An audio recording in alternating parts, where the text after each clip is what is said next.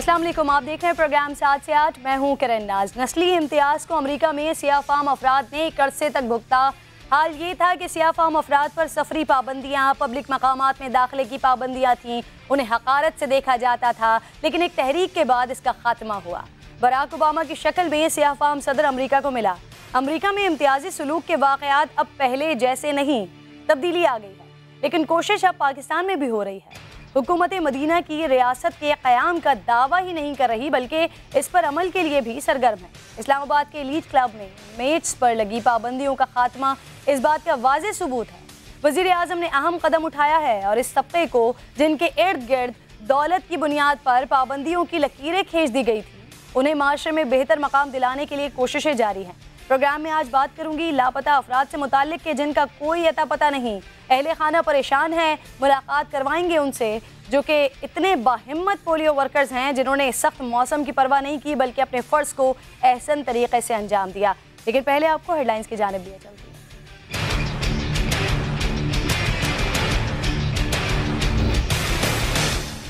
मदीने की रियासत के क़याम का दावा करने वाली तब्दीली सरकार का अहम कदम। वज़ीर आज़म इमरान खान ने इस्लामाबाद के क्लब्स में मेज और आयाओं के दाखिले पर पाबंदी उठाने का हुक्म दे दिया। क्लब्स में मुलाजमीन की आमदोरफ्त से मुतालिक इम्तियाजी साइन बोर्ड्स हटाने की हिदायत।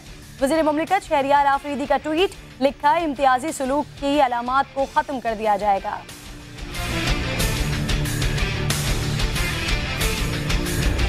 रास्ते से उठाया उसको 4 साल हो गए, कुछ पता नहीं चल रहा उसका। उसके छोटे छोटे बच्चे हो गए। बच्चों की ये उम्र है कोर्ट आने की, इनकी पढ़ाइयाँ खराब हो रही हैं, स्कूल की छुट्टियाँ करवा लेकर आते। सिंध हाई कोर्ट में 50 लापता अफराद की बाजियाबी का केस। अदालत में जज्बाती मनाजर, न आँखें और लबों पर फरियाद लिए कोई माँ दुहाई देती नजर आई तो किसी का भाई सवाल उठाता। दरख्वास्त गुजारों की पुलिस के अदम ताउन की शिकायत। अदालत पुलिस और कानून नाफिज करने वाले इदारों की कारकर्दगी पर बरहम। विफाकी वजारत दाखिला और 4 सूबों के IG से रिपोर्ट मांगी। लापता अफराद की ट्रैवल हिस्ट्री पेश करने का हुक्म। IG सिंध को मामले को ज़ाती तौर पर देखने की हिदायत।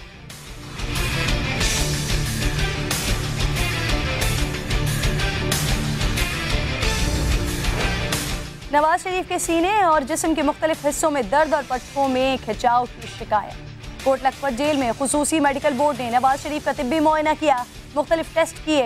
बोर्ड नवाज शरीफ की सेहत के मुतालिक सिफारिशात महकमा दाखिला को भिजवाएगा।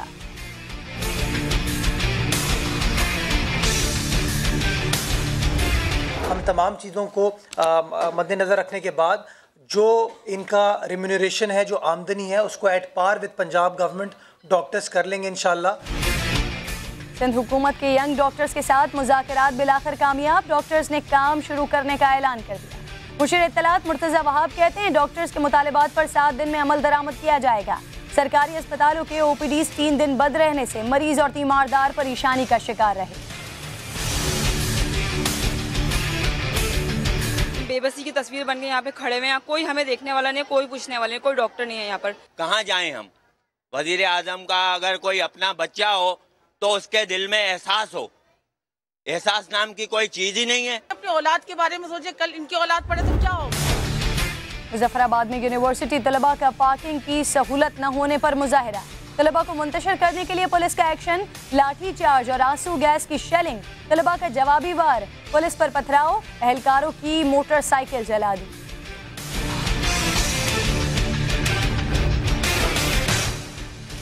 न बर्फबारी की परवाह की, न बारिश की और बंद रास्तों की। पोलियो वर्कर्स ने जान जोखम में डाली लेकिन जिम्मेदारी निभाई। सवात और लकी मरवत के पोलियो वर्कर्स का कारनामा। इरफान और मुमताज़ का वज़ीर आज़म हाउस में शानदार इस्तकबाल। वज़ीर आज़म की मुआविन खुसूसी बराए इंसदादे पोलियो बाबर अता ने मेहमानों को खराज तहसीन पेश किया। बाबर अता ने पोलियो वर्कर्स के साथ तस्वीर ट्विटर पर शेयर की।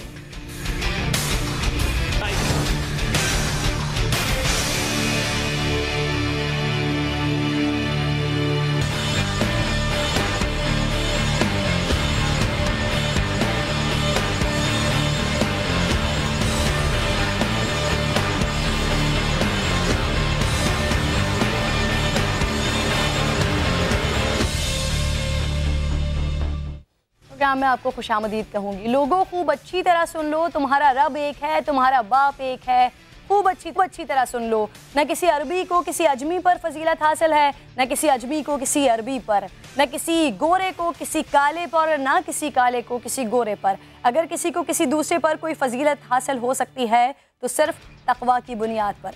अल्लाह के आखिरी नबी हज़रत मोहम्मद मुस्तफ़ा सल्लल्लाहु अलैहि वसल्लम ने वाज़ेह पैगाम दिया था, लेकिन जिस फ़र्क को इस्लाम में ख़त्म करने की बात की गई, ये फ़र्क दौलत की बुनियाद पर माशरे में अब भी मौजूद है। पाकिस्तान को आज़ाद हुए बरसों बीत गए, लेकिन आज़ाद मुल्क में कई अफराद मनफी सोच की क़ैद में जी रहे हैं। दौलत के पैमाने से लोगों को जांचा जाता है यहाँ पर, गरीब अफराद से गैर इंसानी सलूक किया जाता है यहाँ पर, उनकी इज़्ज़त नफ्स का भी ख्याल नहीं रखा जाता, नहीं किया जाता। लेकिन मदीने की रियासत के क़याम का दावा करने वाली तब्दीली सरकार ने अब एक अहम कदम उठाया है। वज़ीर आज़म इमरान खान ने इस्लामाबाद में एलीट क्लब्स में मेज और आयाओं के दाखिले पर जो पाबंदी थी, जिसके बैनर्स लगे होते थे, उसे हटाने का, उसे उठाने का हुक्म दे दिया। एक अच्छा कदम है। वज़ीर आज़म ने क्लब्स में मुलाजिमीन की आमदोरफ्त से मुताल्लिक इम्तियाजी साइन बोर्ड्स हटाने की हिदायत की है। वज़ीर मुमलिकत बराए दाखिला शहरियार आफरीदी ने इस बारे में ट्वीट किया है। शहरियार आफरीदी साहब कहते हैं कि इम्तियाजी सलूक के अलामात को ख़त्म कर दिया जाएगा। आयाओं और मुलाजिमीन का हमें शुक्रगुजार होना चाहिए जो हमारा बोझ उठाते हैं। उन्होंने कहा कि दौलत की बुनियाद पर बनाई गई हदों को ख़त्म करना होगा। दीगर क्लब्स में भी इस तरह की पाबंदी ख़त्म की जाएगी। तब्दीली सरकार की जानिब से ये इंतहाई अच्छा कदम है। इस पर बात करने के लिए हमारे साथ हैं ह्यूमन राइट्स एक्टिविस्ट सरूप एजाज साहब। बहुत बहुत शुक्रिया सर। सबसे पहले तो बहुत बेहतरीन कदम ये हुकूमत की जानिब से उठाया गया है, गो के मुखालिफिन शायद इस बात को इतनी ख़ास अहमियत न दें। हुकूमत ने इस्लामाबाद में एलीट क्लब्स में मेज के दाखिले पर पाबंदी ख़त्म कर दी है। बड़ी अच्छी, बड़ी ज़बरदस्त, बेहतरीन कोशिश की है। आप कैसा देखते हैं सर? देखिए, मेरा ख्याल है, मैं आपसे इत्तेफाक करता हूँ कि बहुत अहम बात है, ख़ासतौर पे सिंबॉलिक लेवल पे, कानूनी लेवल पे तो इम्पॉर्टेंट है ही, क्योंकि पाकिस्तान में, जैसे पहले आपने बताया था कि हमारे मज़हब में भी कोई तासुब नहीं है। पाकिस्तान, दस्तूर पाकिस्तान में आर्टिकल 25 कहता है कि पाकिस्तान की रियासत जो है वो अपनी शहरियों में तासुब नहीं बरतेगी। आर्टिकल 26 से कहता है कि एक्सेस टू पब्लिक प्लेसेस यानी अवामी मकामात तक जो रसाई है उसमें कोई तासुब नहीं बरता जाएगा, वो चाहे वो रंग नस्ल का हो, मसलक का हो, जेंडर का हो या माशी हालात का हो, जो इस केस में था। तो मेरा ख्याल है बहुत इंपॉर्टेंट बात है, क्योंकि इस तरह के साइन बोर्ड होना ये तो एक सिम्टम है, लेकिन ये अक्कासी करता है एक मेजर प्रॉब्लम की। वो ये है कि ये कॉलोनियल रियासत थी जहाँ पे ये बोर्ड लगे होते थे कि dogs and Indians are not allowed beyond this point, या लगा होता था कि ख़वातीन जो है वो इस पॉइंट के आगे अलाउड नहीं है। और हमें तो बहुत पहले ये कर देना चाहिए था कि हाँ, दस्तूर पाकिस्तान में मसावी शहरियत है, यानी कि किसी किस्म की तासुब की, इम्तियाजी सलूक की कोई गुंजाइश नहीं है। और ये एक अच्छा स्टार्ट है और इस स्टार्ट को लेके आगे भी जाना पड़ेगा। ये डीकॉलोनाइज करना, जहाँ जहाँ पे और तासुब बरता जाता है, खा वो ख़वातीन के साथ हो, खा वो किसी के माशी हालात पे हो, वो अब ये अगर आपने एक ऐसा माशरा जहाँ पे बराबरी जो है वो सही मानों में है, वो कायम करना है, तो उसके लिए आपको ये पहले कवानीन बदलने पड़ेंगे और उसके साथ साथ फिर अवामी रवैये भी बदले जाएंगे। लेकिन बहुत खुशाइन बात है कि और बड़ा पॉजिटिव जेस्चर है ये हुकूमत की जानिब से। आपने खुद बहुत सारी मिसालें दी कि कहाँ कहाँ पर किस किस तरह के बैनर्स हुआ करते थे। अब यही वाली लाइन जो बोर्ड हटाने के अहकाम जारी किए गए, maids and ayahs are not allowed beyond this point, कितनी तकलीफ दे तहरीर थी सर ये?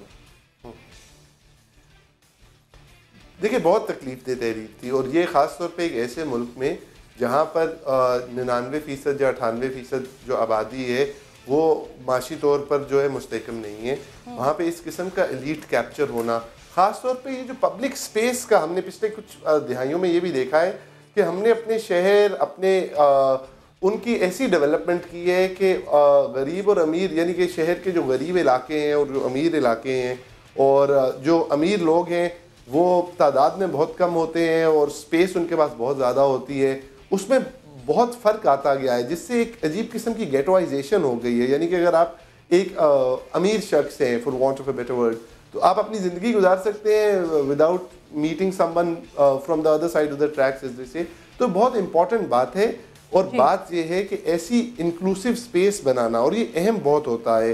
ये खाली किसी की दिल आज़ारी, वो तो एक बहुत पहलू है, लेकिन एक जमहूरी जदीद माशरा बनने के लिए आपको ऐसी पब्लिक स्पेसेस बनानी पड़ती हैं जहाँ पे लोग बगैर तासुब के इंटरैक्ट कर सकें, बराबर के शहरी होने की, और जहाँ पे जो बुनियाद है वो शहरियत की बिना पर हो, आपके इंटरेक्शन की, ना कि इसके कि किसके पास कितनी दौलत है। तो ये शायद लोगों का एजाज साहब जो एक ये कदम इंतहाई अहम कदम हुकूमत की जानिब से उठाया गया, और दूसरी तरफ मुलाजमाओं के साथ, आयाओं के साथ जिस तरह से घर के लोग सलूक कर रहे होते हैं, आए रोज़ इस तरह के वाक़यात हमारे सामने आ रहे होते हैं।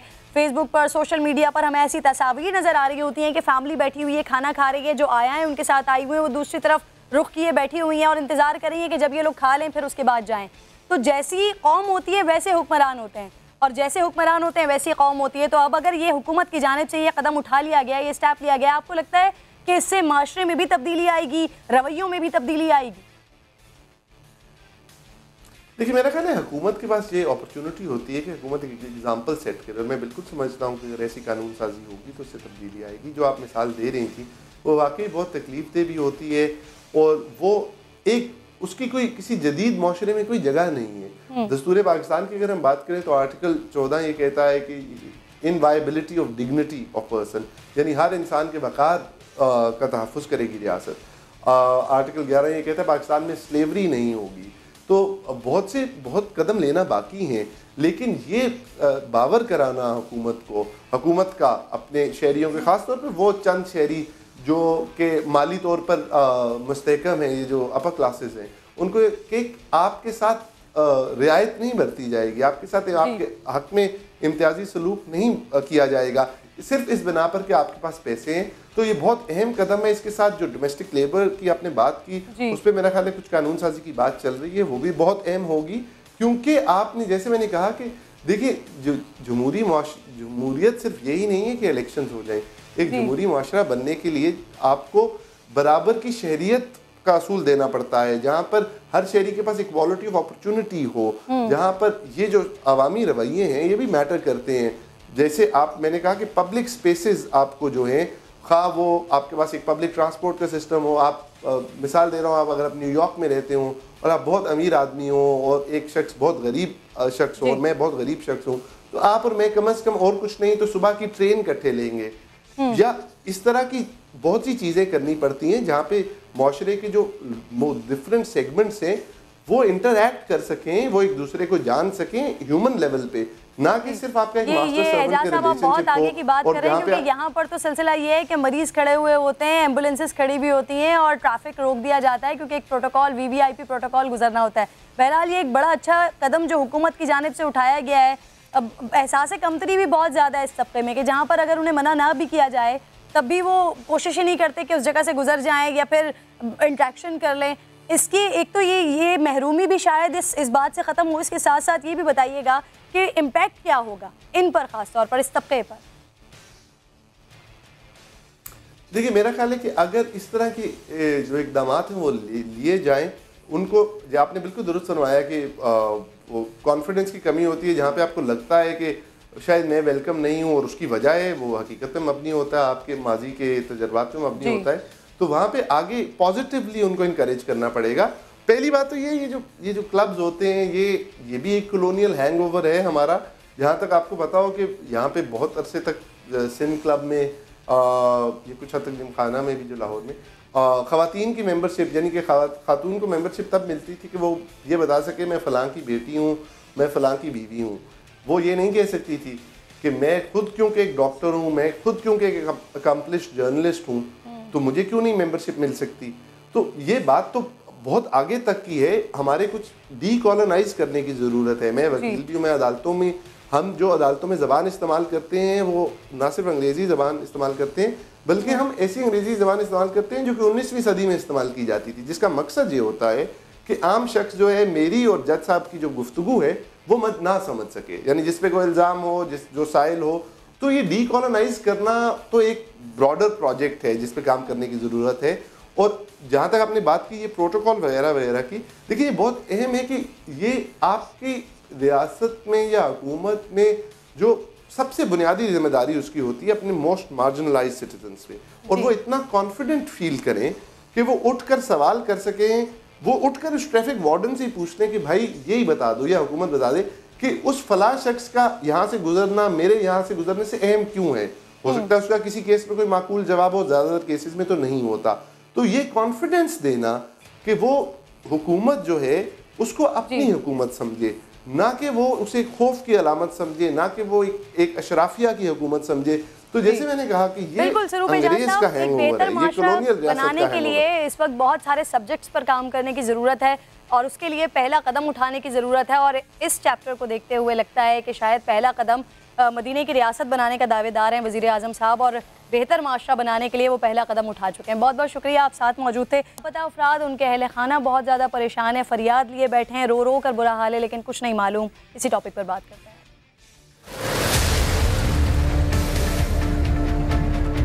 4 साल हो गए, कुछ पता नहीं चल रहा उसका, हम कहाँ जाए। सच्चा में उठा के फेंक दो, हमारे में आग लगा दो। उसके छोटे छोटे बच्चे हो गए। बच्चों की पढ़ाई खराब हो रही है, हर तरह से हमारे लिए मसले मसाइल है। कौन पूरा करेगा इन छात्रों का? नम आँखें हैं, लबों पर फरियाद है। ये हाल सिर्फ इन ख़वातीन का नहीं है, बल्कि उन 50 से ज़ायद लापता अफराद के अहल खाना का है कि जिनके प्यारों की बरसों से कोई खैर खबर नहीं है। लापता होने वाले अपने प्यारों के बारे में पूरा ख़ानदान परेशान है। जहनों में, लबों पर कई सवाल हैं, लेकिन जवाब शायद किसी के पास नहीं है। सिंध हाई कोर्ट में 50 से ज़ायद लापता अफराद की बाजियाबी से मुताल्लिक दरखास्तों की समाअत हुई। अदालत में बड़े जज्बाती मनाजिर देखने में आए। लापता शहरी आदिल की वालिदा और अहलिया अदालत में रो पड़ी। कहती हैं कि आदिल 4 साल से लापता है, अब हमें भी फांसी लगा दी जाए। स्कूल जाने वाले बच्चों को अदालत लाना पड़ रहा है।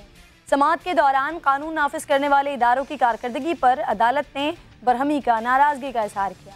पुलिस, रेंजर्स, महकमा दाखिला से 6 माह की रिपोर्ट तलब की है। इस रिपोर्ट पर पहले आपको मैं एक रिपोर्ट दिखाती हूँ, फिर सारिम बर्नी साहब साथ मौजूद होंगे, उनसे बात करेंगे।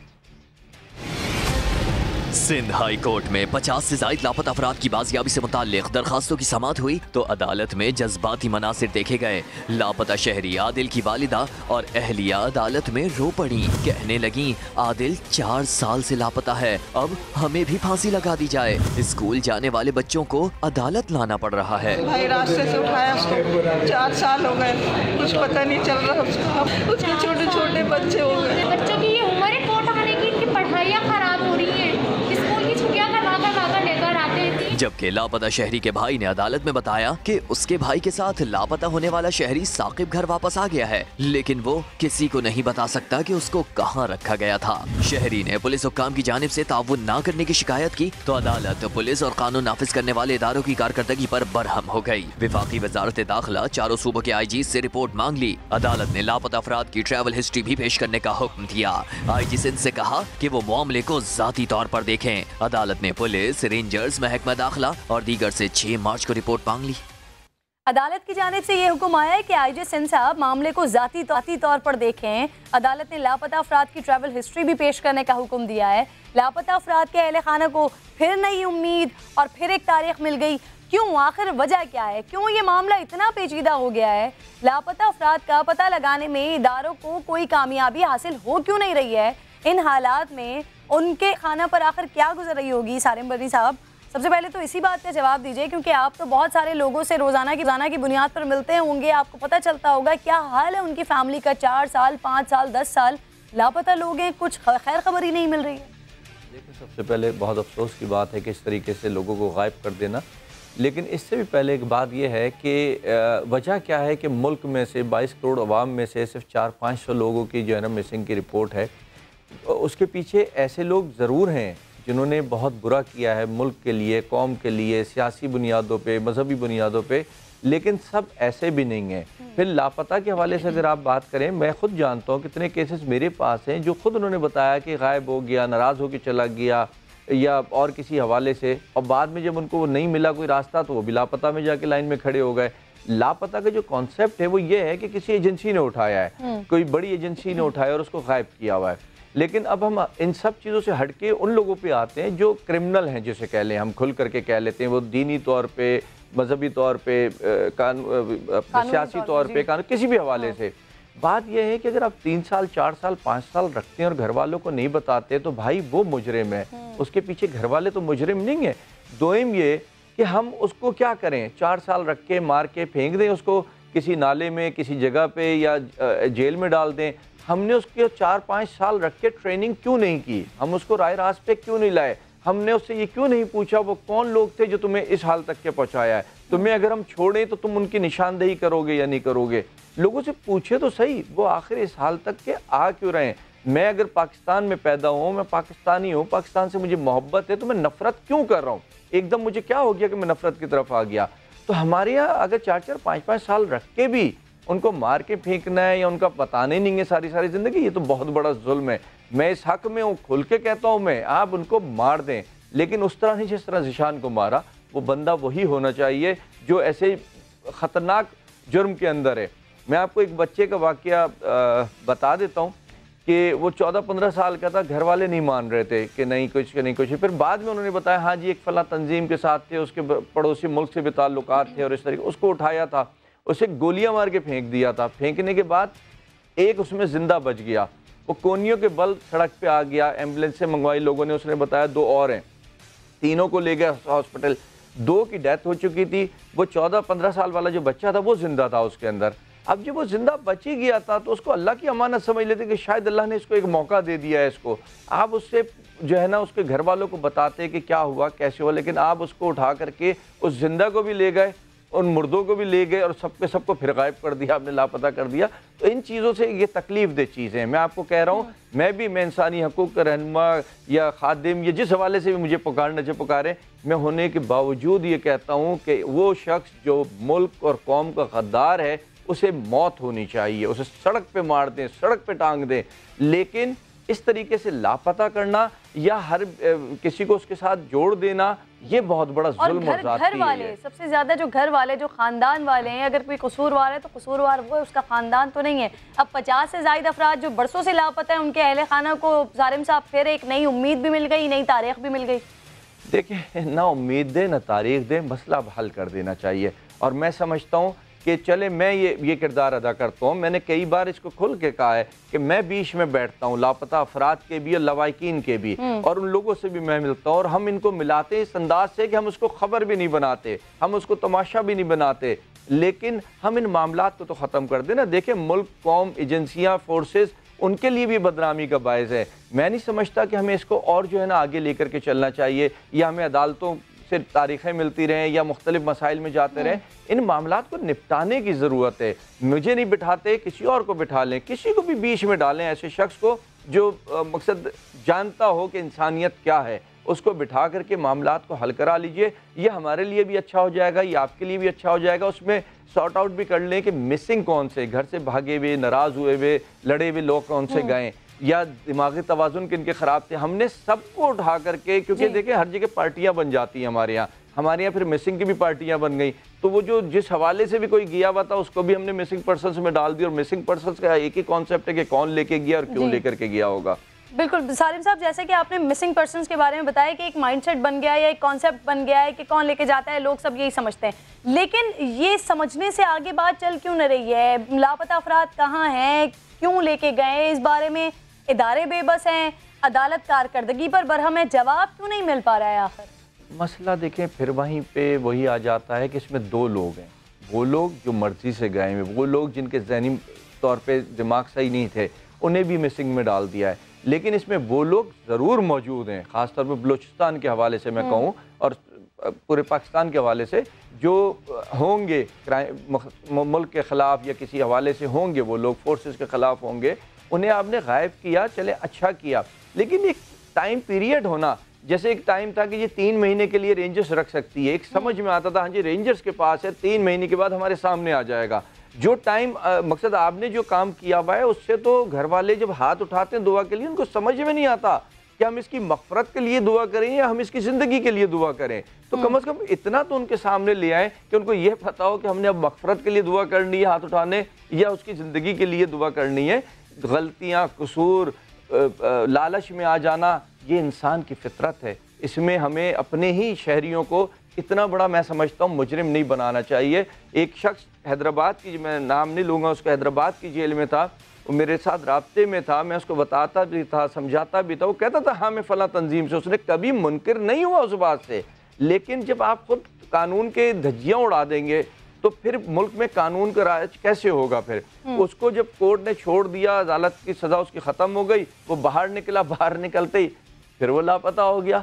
ये चीज़ें नहीं होनी चाहिए। मैं समझता हूँ अगर वो मुजरिम था तो उसको सज़ा होनी चाहिए थी, बेगुनाह था तो उसको बचना चाहिए। जब अदालत ने छोड़ दिया तो फिर देखें, अगर वो मुजरिम है तो फिर मुजरिम आप भी बन गए ना, एक गैर कानूनी काम आपने भी कर दिया। तो मैं समझता हूँ हम लोगों को अब ये पॉलिसियाँ चेंज करनी चाहिए। ये 47 वाली पॉलिसियों पे आज भी हम चल रहे हैं। तो ये कि एयरपोर्ट पे आप तस्वीर नहीं खींच सकते, आप जो है वो सी पोर्ट पे तस्वीर नहीं खींच सकते, तस्वीरें चली जाएँ। भाई सेटेलाइट का दौर है, तस्वीरों की ज़रूरत नहीं है। आज दौर चेंज हो गया, आप वही कर रहे हैं कि लोगों को उठा रहे हैं। लोगों को बिठाएं ना अपने साथ, प्यार से बात करें ना कि तुम मुल्क के खिलाफ क्यों हो। बिल्कुल, तुम मुल्क के आपने खिलाफ अपनी बात में ये बात कर दी कि सैटेलाइट का दौर है, अब दुनिया इतनी आगे चली गई है और हमारे जो ये पाकिस्तान के शहरी हैं, ये अपने लापता लोगों के लिए 4-4, 5-5, 10-10 सालों से सिर्फ रो रहे हैं और मालूम करने की कोशिश करेंगे। कोई उम्मीद सिर्फ ये बता दें कि मगफरत करनी है उनके लिए या उनकी वापसी की दुआ करनी है। उस ख़ानदान के बारे में ज़ालिम साहब आपका मैं पॉइंट ऑफ व्यू जानना चाहती हूँ। जिस ख़ानदान का फ़र्द बरसों से लापता हो, वो किस जहनी और माशी मसाइल का शिकार होगा, उस पर अदालतों के चक्कर, वकला का खर्चा, बच्चों की तालीम का नुकसान, किस किस तरह से ख़वातीन आकर रोती हैं अदालतों में। देखिए 100 से ज़ायद तो मेरे पास मिसिंग केसेस हैं, 100 से ज़ायद की बात कर रहा हूँ जो अदालतों में चले, जिसमें से कोई 45-50 के करीब जो है हल हो चुके हैं और अभी भी जो है ना 50-60 के करीब मौजूद हैं इस वक्त। आज की बात कर रहा हूँ आपसे मैं, ठीक है। अब उसमें जब मुझ पे क्या चले, मैं किसी की भी बात नहीं करता, वो बहुत बड़ा आपने दहशतगर्द पकड़ा हुआ है, लेकिन मुझ पे क्या गुजरती होगी। मैं भी तो एक इंसान हूँ, मेरी भी तो माँ है, मैं भी तो औलाद हूँ। मैं अगर यूँ सोचूं कि अगर इसकी जगह मैं होता और मेरी माँ दर बदर की ठोकरें खा रही होती तो क्या गुजरती उस पर, और मुझे पता चलता तो मुझ पर भी क्या गुजर रही होती। तो ये आपकी तरफ से अब जुल्म हो रहा है। उन्होंने मुल्क के खिलाफ, कौम के खिलाफ किया होगा, मैं कहता हूँ उसको सज़ा पे लेके जाओ, उसको सज़ाए मौत पे लेकर के जाओ, लेकिन सामने लेकर के आओ। और फिर कहूँगा मुझे या किसी को जो न्यूट्रल हो, जो अल्लाह और रसूल के लिए काम करना जानता हो, जो ईमान के लिए काम करना जानता हो, उनको इसमें ही ज़रूरी भी नहीं कोई मुसलमान हो, अच्छे इंसान की बात हो रही है, अच्छे इंसानों को बिठाएं, कोई ग्रुप बनाएं, कोई कमेटी बनाएं, उनसे ये मामलात को हल करवाएं। अगर ये हल नहीं हुए तो ये एक नया फसाद मुल्क के अंदर मैं समझता हूँ कि पैदा कर देगा। और हुआ हुआ भी ये इस वक्त कि आज ये प्रोग्राम हो रहा है, मैं तो समझता हूँ कि ये सब कुछ इस स्टेज तक नहीं आना चाहिए कि ये मीडिया पे खबरें आएँ या मीडिया पे इसका अफसोस किया जाए या इसको डिस्कस किया जाए। आपने कहा कि 100 से ज़ायद केसेस आपके पास थे, उनमें से हल भी हुए, लोग वापस आए हैं लोग, कुछ जिंदा हैं कुछ मुर्दा हैं, लेकिन आए हैं लोग, सामने आए हैं। लेकिन देखें फिर बात बार बार वहीं आती है, 4 साल इंतज़ार करके भी फिर आपका अंदाज़ क्या है कि आप उठाते हैं, ले जाते हैं, फिर उसको जेल में डाल देते हैं आप उसको। ये भी जुल्म है। मेरे पास लोग आते हैं, बाखुदा मैं मना करता हूँ कि यार कोई पिटीशन नहीं करो, चुप करके बैठ जाओ, हो सकता है बेगुनाह हो। यहाँ तक कहता हूँ कि यार वो लोग भी इंसान हैं, जो लेके गए वो भी इंसान है। अगर बेगुनाह होगा ना, ये मैं यकीन दिलाता हूँ कि वो आ जाएगा। गुनाहगार होगा तो फंसा देंगे उसको, लेकिन फंसाने का कोई टाइम पीरियड दें आप, 2 महीने, 6 महीने, साल, इवन 10 साल दें तो सही ना। सबर तो हो, पता तो हो कम से कम लवाकिन को। इतने अरसे के लिए गायब हो तो फिर उसकी ट्रेनिंग इतनी अच्छी हो कि वो बाहर आए, अच्छा इंसान बना करके लेके इंसान बन के बाहर आए। लेकिन 2 लोगों को बड़ा स्ट्रॉन्ग मैसेज आता है इस केस को देखते हुए। एक तो खानदान जो कि तकलीफ में है, यकीनन वो तकलीफ में है, लेकिन साथ साथ वो लोग जो मुल्क का नुकसान चाहते हैं या मुल्क को नुकसान पहुंचाना चाहते हैं। तो अगर वो भी अपनी आंखें खोलना चाहें तो आंखें खोल सकते हैं कि जब उन पर बुरा वक्त आता है, उनको उठा लिया जाता है, तो उनके ख़ानदानों का ये हाल होता है। बहुत बहुत शुक्रिया सालिम बर्नी साहब, आप प्रोग्राम में सुनते। ब्रेक का वक्त हो गया है, वापस आएंगे तो नवाज शरीफ की सेहत से मुतालिक आपको अपडेट करेंगे।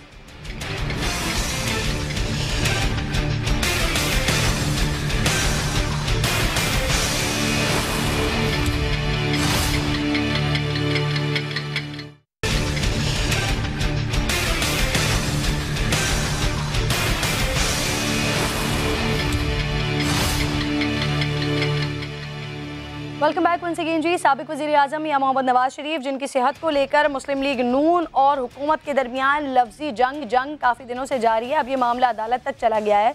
इस्लामाबाद हाई कोर्ट ने 6 फरवरी को मेडिकल रिपोर्ट तलब की है। नवाज शरीफ के डॉक्टर कहते हैं कि उन्हें कुछ दिनों से सीने में तकलीफ की शिकायत है जो बाइस तशवीश है। नवाज शरीफ को गुर्दे की बीमारी भी तशख़ीस हुई है।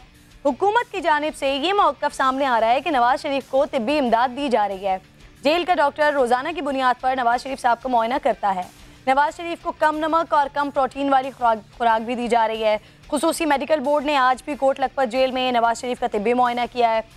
साबिक वज़ीर आज़म ने जिस्म में दर्द की शिकायत की है। खुसूसी मेडिकल बोर्ड ने नवाज शरीफ के मुख्तलिफ टेस्ट किए हैं। बोर्ड नवाज शरीफ की सेहत से मुतालिक सिफारिशात महकमा दाखिला को भिजवाएगा। उम्मीद करते हैं, दुआ गो है उनकी सेहत के लिए। और आरिफ मलिक साहब साथ मौजूद हैं, उनसे मजीद। आरिफ, मुझे बताइएगा, खुसूसी मेडिकल बोर्ड ने आज भी कोट लखपत जेल में नवाज शरीफ साहब का तिब्बी मुआयना किया है, क्या तफसीलात सामने आई हैं? जी किरण, आज जो स्पेशल बोर्ड था वो जो तश्कील दिया गया था महकमा दाखिला की जाने से, तो उन्होंने आज तफसीली मुआयना किया मियाँ साहब का। तो मियाँ साहब ने उसमें शिकायत ये की कि मुझे पट्ठों में जो है वो दर्द होता है और जो दिल पर जो है भारीपन वो फील करते हैं। तो इसके ऊपर उन्होंने एक एक्सरसाइज होती है इस चीज़ को पता करने के लिए, तो डॉक्टर्स ने उन्हें कुछ देर के लिए चलाया। तो उस चलाने से मकसद ये होता है कि दिल की धड़कन उन्होंने चेक करनी थी कि दिल की धड़कन कितनी तेज होती है। तो उसके बाद फिर उन्होंने बाद में उन्हें रेस्ट भी करवाया, ताकि रेस्ट के दौरान भी पता चल सके कि धड़कन कितनी तेज होती है, चलते हुए कितनी देर तेज होती है और बैठे रेस्ट करते हुए कितनी तेज होती है। तो फिर उन्होंने तीसरा, जब उन्होंने कहा कि उनके फीलिंग जो है ना वो भारीपन महसूस करते हैं, तो उन्होंने कहा कि चले पानी का गिलास भी उन्होंने पिलाया, पानी के गिलास के साथ कुछ थोड़ा बहुत खिलाया, ताकि पता चल सके खाने के वक्त उनकी जो फीलिंग्स है वो किस तरह होती है, दिल की कैफियत किस तरह की होती है। तो ये तमाम टेस्ट 2 घंटे के दौरान जो ये तमाम टेस्ट किए गए और तमाम चीज़ें को एग्जामिन किया गया। उनके साथ उनके ज़ाती मुआलिज डॉक्टर अदनान भी उनके साथ थे, जो काफ़ी अरसे से उनका इलाज भी कर रहे हैं। तो उन्होंने भी उनकी तमाम चीज़ें बताई कि उनका क्योंकि ऑपरेशन पहले हो चुका है, लंदन में ऑपरेशन हुआ है, तो ये तमाम चीज़ें उन डॉक्टर्स को बताई दी है कि ये इलाज इनके साथ होता रहा है, ये मेडिसिन ये इस्तेमाल करते रहे। तो ये तमाम चीज़ें उनकी टेस्ट की गई हैं। लेकिन डॉक्टर अदनान से हमारी बात हुई तो डॉक्टर अदनान ने का यही कहना था कि इनका जो सिफारिशात है वो मेडिकल बोर्ड मुरतब करेगा। मैं उसके इंतजार कर रहा हूँ, क्योंकि मैं वहाँ पे मौजूद तो था, लेकिन मैं सिफारिशात के इंतजार कर रहा हूँ कि वो किस तरह की सिफारिशात करते हैं। लेकिन वो ये जरूर कह रहे थे कि क्योंकि मेरे जो मरीज है, जो पेशेंट है, इन्हें स्पेशल ट्रीटमेंट की जरूरत है, इन्हें किसी भी वक्त कुछ भी हो सकता है, इन्हें अस्पताल मुंतकिल करना जरूरी है। यही मरियम नवाज भी बार बार कहती रही है कि इनका स्पेशल ट्रीटमेंट होना चाहिए, इन्हें हॉस्पिटल मुंतकिल करना चाहिए। आरिफ, जो आप टेस्ट के बारे में बता रहे हैं, ये रिपोर्ट्स कब तक आ जाएंगी? जी ये वैसे तो उन्होंने महकमा दाखिला को 2 घंटे के बाद ही, जैसे ही वो वहाँ से निकले हैं कोट लखपत जेल से, तो उसके बाद 2 घंटे में उन्होंने ये सिफारिशात जो है वो देनी थी महकमा दाखिला को। उसके बाद उन्होंने मरियम नवाज उनके डॉक्टर को प्रोवाइड करनी थी, लेकिन ताहाल काफी देर हो चुकी है, अभी तक उनकी तरफ से कोई भी सिफारिशात सामने नहीं आई कि क्या एग्जामिन किया उन्होंने, आज के जो तिब्बी मुआयना किया है क्या उसमें निकला है, कितनी जो वो डिजीज जो बता रहे थे, जो मियाँ साहब ने उन्हें बताई, जो पट्टों में पेन होता है और जो दिल भारी होता है, तो इसकी वजह क्या है, ये भी तमाम चीजें शायद थोड़ी देर बाद जो है वो मंत्री आम पर आ जाए। वो महकमा अच्छा आरिफ, आप कह रहे हैं डॉक्टर अदनान से भी आपकी बात हुई है, तो वो कह रहे हैं स्पेशल ट्रीटमेंट इनकी होनी है। अब स्पेशल ट्रीटमेंट के लिए पाकिस्तान में ही होगी ये ट्रीटमेंट, या उसके लिए भी डॉक्टर अदनान का मौक़िफ़ कुछ और है? जी ये स्पेशल ट्रीटमेंट ज़ाहिर बात है, क्योंकि उनका मौक़िफ़ तो ये है क्योंकि पहले वो इलाज करवाते रहे लंदन से, लंदन ही ऑपरेशन हुआ है, तो वो उनके मेडिकल बोर्ड से भी उन्होंने यही कहा है कि उनकी जो ट्रीटमेंट है वो लंदन से होना ज़रूरी है, क्योंकि वो कह रहे हैं कि PIC के कोई ये तमाम जो डॉक्टर्स हैं ये PIC के हैं, कुछ रावलपिंडी PIC के हैं, तो ये तमाम जो 6 डॉक्टर हैं इन्होंने करना है कि आया कि वाकई वो यहाँ पर इलाज अगर हो सकता है तो वो यहाँ पर करवाएंगे। लेकिन डॉक्टर अदनान बाजिद थे कि या तो इन्हें PIC स्पेशल रूम में जो ट्रीटमेंट इनकी होनी चाहिए, क्योंकि इनकी स्पेशल केयर की जरूरत है, अगर इनकी स्पेशल केयर नहीं मिलेगी तो किसी भी वक्त कुछ हो सकता है। तो ये उन्होंने रिकमेंड किया है कि या तो PIC मुंतकिल किया जाए, या जहाँ से पहले मियाँ साहब ने ऑपरेशन कराया है दिल का लंदन में, वहाँ मुंतकिल किया जाए। ये 2 रिकमेंडेशन है वो डॉक्टर अदनान की तरफ से मेडिकल बोर्ड को दी जा चुकी हैं कि इन्हें स्पेशल ट्रीटमेंट की जरूरत है, इन्हें या तो लंदन भेजें या इन्हें PIC में मुंतकिल किया जाए। आपने देखा क्या ये अच्छा होता है आरिफ, अगर आप ऐसा कुछ बता रहे होते कि पंजाब हुकूमत ने या नवाज शरीफ साहब ने अपने दौर में एक ऐसा अस्पताल पंजाब में बनाया है जहाँ पर उनकी स्पेशल ट्रीटमेंट हो सकती, तो ये बहुत ही अच्छा होता कि न सिर्फ हुक्मरानों को, साबिक हुक्मरानों को, बल्कि आवाम को भी इसका फ़ायदा पहुँच रहा होता। बहरहाल नवाज शरीफ साहब के डॉक्टर कह रहे हैं कि लंदन में ही उनकी स्पेशल ट्रीटमेंट हो सकती है, और वहाँ पर जो बोर्ड है वो बज़द है कि पाकिस्तान में ये इलाज मुमकिन है। देखते हैं कि अब सिफारिशात मुरतब होने के बाद आगे क्या प्रोसेस होता है, इसका हम आपको मुख्तलिफ औकात में उनकी सेहत से मुतालिक आगाह करते रहेंगे। डॉक्टर्स की मैं बात कर रही हूँ, तो अब आगे ये बात करूँ कि किसी भी रियासत में डॉक्टर्स यानी मसीहाओं का काम रंग व नस्ल, मज़हब, अमीर और गरीब की तफरीक से बालातर होकर मरीज़ों का इलाज करना होता है। लेकिन पाकिस्तान वो मुल्क है जहाँ डॉक्टर्स के दिलों में भी दर्द नहीं है। इसे बेइज्जती की इंतहाई कहा जाना चाहिए कि पंजाब के बाद सिंध के सरकारी अस्पतालों में नौजवान डॉक्टर ज़ाती मफाद के लिए काफ़ी हठधर्मी का मुजाहरा कर रहे हैं, काफ़ी हठधर्म दिखाई दे रहे हैं। या ऐसा कह लीजिए कि हमारे अहद के डॉक्टर्स इतने शफाक हो गए हैं कि तनख्वाहें बढ़ने के बावजूद मरीजों के इलाज से इनकारी हैं।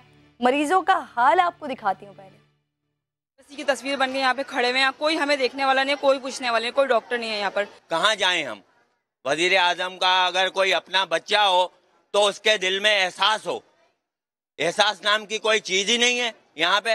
दर्द हो रहा है, मेरा कोई इलाज करेगा। उनकी औलाद अपनी सोचे, अपनी औलाद के बारे में सोचे, कल इनकी औलाद पड़े तो क्या होगा। अमेरिका भेज देंगे वो लोग तो। 3 दिन से पर्ची हम लेके घूमते हैं, अस्पताल में डॉक्टर नहीं बैठते। डॉक्टर है ही नहीं, बंद पड़े कमरे, डॉक्टर नहीं आए हुए। बुला लिया, हम मुश्किल से पहुंचे, 6 बजे से घर से निकले।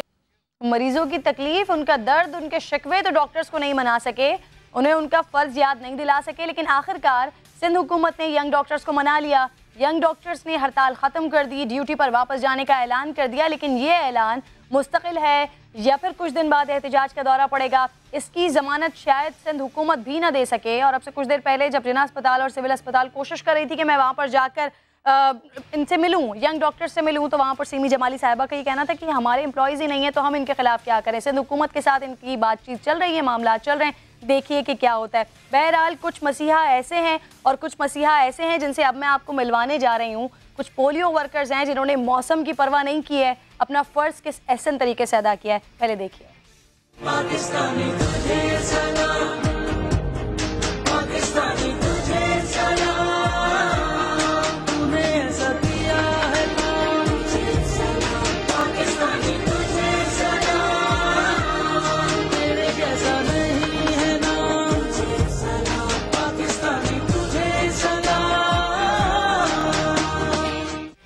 अब मैं आपको बताने जा रही हूँ और बल्कि मिलवाने जा रही हूँ ऐसे अफराद से जो इंसानियत के असल खादम हैं, जिनके सीनों में धड़कने वाले दिल एहसास से आरी और जज्बात से खाली नहीं है, जो धूप, छाँव, सर्दी, गर्मी, आसानी या मुश्किल की कोई परवाह किए बगैर मिशन पर निकलते हैं तो फिर कामयाब होकर ही वापस लौटते हैं। निडर पोलियो वर्कर्स, लहू जमा देने वाली सर्दी और बर्फबारी भी इनके कदम रोक नहीं सकी। मौसम सख्त है तो क्या हुआ, इन वर्कर्स के हौसले बुलंद हैं और अज़म चट्टान से ज़्यादा मजबूत हैं।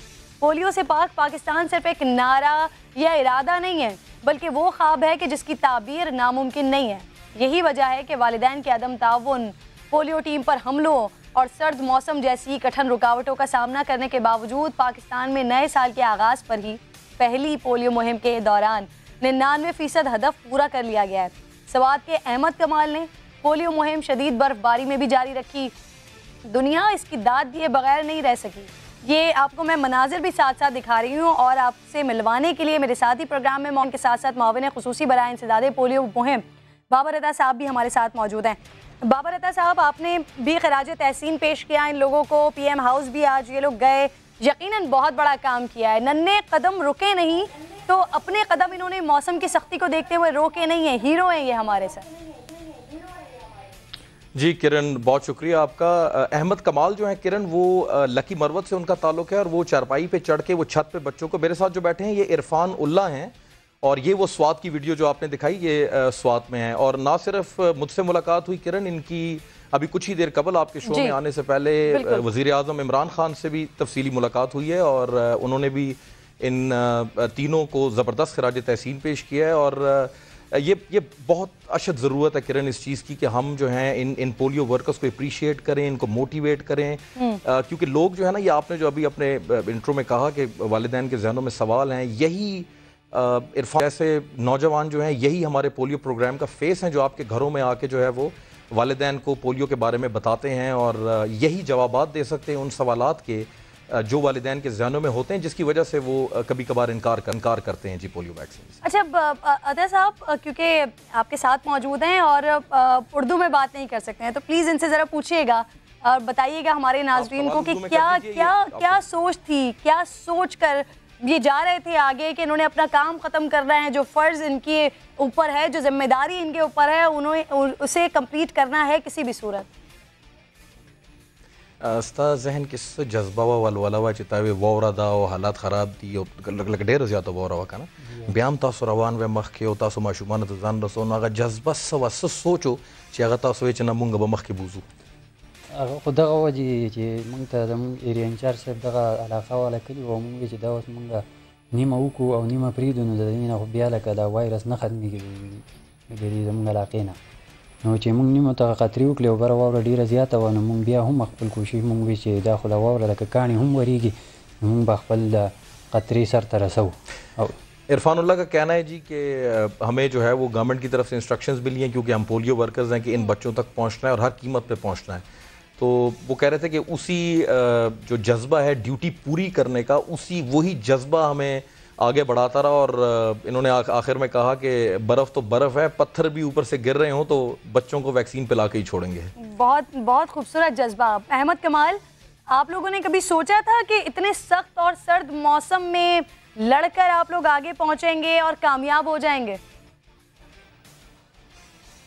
जी जी क्यों नहीं मैडम, मैं ये सोच रहा हूँ कि ये जो बेटा था, ये जो पहली छत पता, अगर ये आसमान तक चला जाए तो हमें भी कोशिश करनी चाहिए कि जो भी बच्चा है 5 साल से कम, उसको पोलियो के कतरे ज़रूर पिलाएं, ताकि ये बच्चे ये पोलियो जो मूजी मर्ज़ है उससे बच जाए और अपने मुल्क के लिए और ये बच्चे बढ़कर अपने मुल्क को कौम की खिदमत कर सके। कमाल साहब, आपने कमाल कर दिया। आपने जो काम किया है वो यकीनन जो आपको खराज तहसीन पेश करे वो कम है। क्या सोच है आपके जहन में, क्या चाहते हैं आप पाकिस्तान के लिए, अपने मासूम और नन्हे बच्चों के लिए जिनके कदम ना रुके, इसके लिए आपके कदम नहीं रुके, आप लोग मौसम से लड़ते रहे, आगे बढ़ते रहे? जी मेरा तो ये सोच है, मेरा ये जज्बा है कि जो भी बच्चा है, ख्वाह एक दिन का क्यों ना हो, उनको भी पोलियो के कतरे पिलाए जाए ताकि ये बच्चे पोलियो जैसे मर्ज से बच जाए और अपनी ज़िंदगी में अपने मुल्क को कौम की खिदमत कर सके। ताकि ये जो मेरे ख्याल में आजकल ये दो ममालिक है, सिर्फ अफ़गानिस्तान और पाकिस्तान, इसमें पोलियो केसेस हो रहे हैं। हमें चाहिए कि इसी यानी 2019 साल में यानी पोलियो के जो केसेस उसको ख़त्म करना चाहिए और पोलियो फ्री पाकिस्तान इसी साल में होना चाहिए। अच्छा अहमद कमाल साहब, अब आप लोग शो से थोड़ी देर पहले आप वज़ीर आज़म हाउस भी गए, इमरान खान साहब से भी आप लोगों की मुलाकात हुई, कैसा लगा आपको? बहुत अच्छा लगा, ज़िंदगी में पहली बार मुलाकात हुई, बहुत अच्छा लगा। ख्वाहिश तो हो रही थी कि इमरान खान से कब मुलाकात होगी, ये 5 साल, लेकिन ज़िंदगी में पहली बार मुलाकात हुई है। मेरे लिए और ख़ासकर जो पोलियो वर्कर है उसके लिए फ़ख्र की बात है कि जो भी पोलियो वर्कर है, ख़ासकर जो टीचर्स है KPK में, यानी पूरे मुल्क भर में जो भी टीचर है वो ये जो ड्यूटी सर अंजाम दे रहे हैं, ये मैं उनको भी अप्रिशिएट करता हूँ कि जो मेरे टीचर्स है वो भी इस तरह की मुल्क कौम की खिदमत कर सके और इस तरह उनको भी इस पेमाउस में अप्रिशिएट करना चाहिए ताकि वो आपके लिए वज़ीर आज़म से मिलना फ़ख्र की बात है और आप हमारा फ़ख्र हैं, आप मुल्क कौम का फ़ख्र हैं। बाबर साहब, पहली पोलियो मुहिम और 99% हदफ भी पूरा कर लिया। वालिदैन का ताउन यकीनन हम खुद भी देख रहे होते हैं, साथ नहीं होता, लेकिन उसके बावजूद भी क्रेडिट आप किसको देते हैं कि ये इतनी जाफशानी के साथ आपके जो वर्कर्स हैं, पोलियो वर्कर्स काम कर रहे होते हैं, इनको क्रेडिट जाता है इसका 99% हदफ मुकम्मल हो गया? वो कहते हैं ना किरण के किसी भी इदारे के 4 सतून होते हैं, हमारे पोलियो प्रोग्राम के भी 4 सतून हैं और चारों का नाम है पोलियो वर्कर, और कोई सतून नहीं है। ये इस कामयाबी का सहरा जो है वो ना मेरे सर जाता है, ना जो इनके अफसरान बाला हैं उनके सर जाता है। एक एक चीज़ का 100% क्रेडिट जो है वो इन तक, ये पोलियो वर्कर्स को ही जाता है इस तमाम कामयाबी का। और किरण, इसमें मैं ये क्योंकि बहुत अच्छा मौका है, मैं समा टीवी का ख़ुसूसी तौर पे शुक्रिया अदा करना चाहता हूँ, क्योंकि समा टीवी जो है वो पहला न्यूज़ चैनल है जिसने पोलियो वर्कर्स की ये वीडियो जो है इसको सोशल मीडिया से उठा के मेन स्ट्रीम में लाए और फिर बाकी ज़राए अबलाग के इदारों ने जो है इसको उठाया। तो इस पर आपने जो सलाम पेश किया पोलियो वर्कर्स पे, इस पे समा टीवी का सलाम जी। बहुत शुक्रिया सर। पोलियो के खात्मे के लिए बेहतर आ गई मुहिम चलाई गई है, क्या इंतजामात किए गए जो आप लोगों की जानिब आप लोगों को इतना बेहतरीन रिजल्ट मिला इसका? अच्छा मैं किरण एक आपको मैं एक्सप्लेन कर दूं, जो टोटल टारगेट है ना वो 4 करोड़ बच्चों का है, इसमें 98% 98% अचीव कर लेना जो है 4 करोड़ का, यानी 2% रह जाना, उनकी तादाद भी लाखों में पहुंच जाती है। लोग मुझसे पूछते हैं ना पोलियो क्यों नहीं ख़त्म कर पा रहा मुल्क, क्योंकि यही 2% वालिदैन के इनकार की वजह से, वालिदैन के जहनों में सवाल आते हैं जो उनका हक है पूछना और हमारी जिम्मेदारी है उनका जवाब देना, ये 2% बस रह गया है किरण। ये इन बच्चों को हमने जिस दिन कवर कर लिया, मैं आपको वादा करता हूं आपसे कि पोलियो जो है पाकिस्तान इरेडिकेट कर देगा हमेशा के लिए। अहमद कमाल, आपकी जानिब में आना चाहूँगी क्योंकि आप डोर टू डोर जाते हैं, लोगों के घरों में जाते हैं और सवात इधर के सारे इलाके, इवन यहाँ कराची में भी आगे की तरफ बहुत सारे इलाके ऐसे हैं जहाँ पर वालिदैन नहीं पिलाना चाहते अपने बच्चों को पोलियो के कतरे। उन वालिदैन को कुछ कहना चाहेंगे? और पहले तो ये बताएंगे, जब आप उनके दरवाज़ों पे जाते हैं, जब आपको इनकार सुनने को मिलता है, हौसला टूटता है उस वक्त?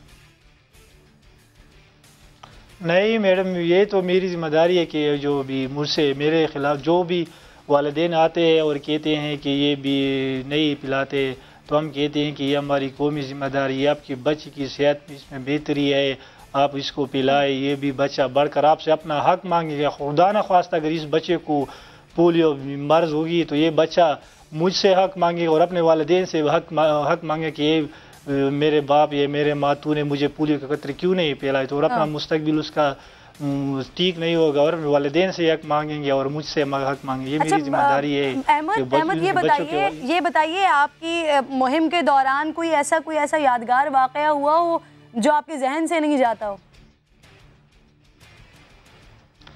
नहीं, यादगार वाक़या तो ऐसा नहीं हुआ, लेकिन एक दफ़ा एक वालिदैन के घर वालों ने कहा है कि आप ये जो पोलियो कतरे पिला, इसमें कोई ऐसी कोई दूसरी एंटीऑक्सीडेंट नहीं होती हैं। मैंने कहा कि ये नहीं होती, कोई दूसरा इफेक्ट नहीं होता, ये सिर्फ और सिर्फ पोलियो वायरस के बारे में होता है, और तो ज़िंदगी में कोई इस तरह वाक़या नहीं हुआ है। अता साहब, आपके साथ इरफान मौजूद हैं, इनके साथ कोई ऐसा वाक़या हुआ हो जिसकी वजह से इन्होंने बड़ी तकलीफ महसूस की हो या फिर आज तक जहन से ना जाता हो? किरण, मेरे ख्याल में ये जो अभी इसकी बर्फ की वीडियो जो वायरल हो गई और आप इतना कवर, ये सारी जिंदगी इसके जहन से नहीं जाएगी। नहीं, ये तो एक ऐसी वीडियो है बाबर साहब कि जिसके बाद शायद अब मजीद पोलियो वर्कर्स का हौसला बढ़ेगा कि अब मजीद आगे काम करना है और मुल्क से पोलियो को ख़त्म करके ही दम लेना है। किरण, मैं आपको बताऊं कि किरण, मैंने आज सुबह 11 बजे प्राइम मिनिस्टर को मैसेज किया कि सर ये पोलियो वर्कर्स हैं, ये वीडियो वायरल हुई है, मैं चाहता हूं कि आप इनसे मिलें। और प्राइम मिनिस्टर ने खुद टाइम निकाला और उन्होंने इनके साथ गुफ्तगू की, एक बंदे से मिले, उनसे सवाल जवाब किए। और ये जो हम मोटिवेशनल कर रहे हैं, ये जो मोटिवेट हो रहे हैं, इसके बाद आप देखिएगा किस तरह पोलियो वर्कर्स जो हैं वो और मेहनत करते हैं। मैं आपका सवाल इनसे पूछ लेता हूँ। अदीदा तपोस कई चे पोलियो प्रोग्राम पर दौरान कितना सारा सदा से वाक़या शिवी चे तान नी रीगी लगा दे वोर अलावा नूर सदा से वाक़या ता डेर मुद्दीना पोलियो कतरे वर्क ऐसा वाक़या दा से ता याद नहीं जी, वैसे सख्त वाक़या नहीं करा रही। अच्छा, वो यही कह रहे हैं कि जी इतनी ज़्यादा बर्फ़ में चलने के अलावा कोई सख्त वाक़या पेश नहीं आया जी मेरे साथ। अच्छा बाबर साहब, बच्चों की सेहत के बारे में हुकूमत और तिब्बी इदारे तो सोचते हैं, वालिदैन इस मुहिम में हिस्सा लेने से अक्सर इनकार करते हैं। वजूहात भी बहुत सारी हमारे पास सामने आती हैं। बहुत सारे वालिदैन के जहनों में ये सवाल होता है कि शायद ये किसी और किस्म की वैक्सीन है, शायद उनके बच्चों का मुस्तकबिल तबाह बर्बाद कर देगी। इस तरह के सहन में सवालात आते हैं। इसे दूर करने के लिए और वालिदैन की आगाही के लिए क्या किया जा रहा है? किरण, मैं थोड़ा आपको बताता चलूं कि मैं 8 साल तक पाकिस्तान पोलियो प्रोग्राम में खुद मुलाजमत करता रहा हूं और मेरा जो काम था वो मीडिया और ज़राए इब्लाग के इदारों को डील करना ही था, वालिदैन के क्वेश्चंस को एड्रेस करने के लिए। ये जो वालिदैन इनकार करते हैं, ये इसकी 3 वजूहात हैं। एक, हम कहते हैं उसको रिलीजियस बेस्ड मिसकंसेप्शंस, कि लोग समझते हैं कि ये गैर मजहबी है, ये एक वजह है। दूसरा जी, लोगों को वैक्सीन के ऊपर शक होता है, कुछ वालिदैन को कहते हैं जी इसमें पता नहीं क्या मिला हुआ है, इसका रंग क्यों इस तरह है। और तीसरा जी, लोग समझते हैं, जिस तरह अहमद कबाल ने भी आपको बताया, कि वो कहते हैं कि ये किसी गैर मुल्की उसकी साजिश है। तो जो इसमें सक्सेस हासिल करनी है किरण, उसका तरीका यही है कि हम तीनों जो सेगमेंट्स हैं वालिदैन के जो इनकार करते हैं, इनको अलग अलग रख के इनके जवाब करें। यानी जो मजहबी बुनियादों पर इनकार करते हैं उनको मजहबी बुनियादों पर कायल करें, जो समझते हैं कि वैक्सीन में जो दवाई है उस पे सब उनको उस पे कायल करें। ये ही वाहिद। और इसके लिए किरण, आप कराची में है, कराची जो है वो इस वक्त हब है सिंध में, और पेशावर जो है वो नॉर्दर्न साइड पे हमारे, जहाँ से पोलियो वायरस पूरे मुल्क में फैल रहा है। और सिर्फ कराची में मैं आपको बता दूं कि 30 से 40 हज़ार बच्चे रह जाते हैं वालिदैन के इनकार से। पेशावर में 10,000 तक बच्चे रह जाते हैं। तो ये बहुत बड़ा नंबर है। ये नंबर जब तक हम क्रश नहीं करते, आप वायरस को रेडिकेट नहीं कर सकते। बहुत जरूरी है वालिदैन के सवालात का जवाब देना। अहमद, आखिर में कोई मैसेज देना चाहेंगे?